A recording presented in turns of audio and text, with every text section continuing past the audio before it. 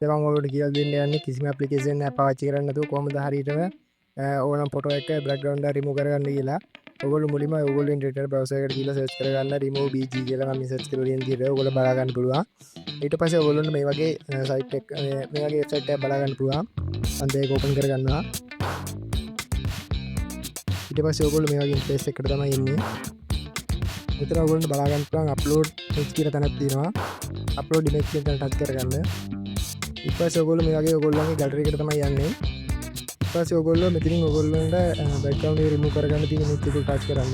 හරි දැන් ඔයගොල්ලන්ට බලා ගන්න පුළුවන් මම මේ විදිහට ඉමේජ් එක සිලෙක්ට් කරා. ඔයගොල්ලෝත් ඔයගොල්ලන්ට බෑග්ග්‍රවුන්ඩ් එක අයින් කරගන්න තියෙන ඉමේජ් එක සිලෙක්ට් කරන්න. ඔයගොල්ලන්ට බලා ගන්න පුළුවන් මේ විදිහට බෑග්ග්‍රවුන්ඩ් එක රිමූව් වෙනවා.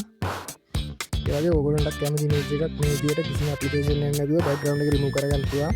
මේක ඩවුන්ලෝඩ් කරගන්න දැන් මෙතන ඔයගොල්ලෝ බලා ගන්න පුළුවන් නිල් පාට බටන් එකක් තියෙන ඩවුන්ලෝඩ් කියලා එක ටච් කරගන්න.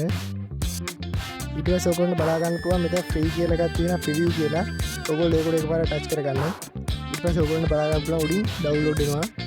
ඒ විදිහට තමයි මේක ඩවුන්ලෝඩ් කරගන්නේ. එහෙනම් තවත් දවසක තවත් වීඩියෝ එකකින් හමු වෙනවා. අද සමු ගන්නවා.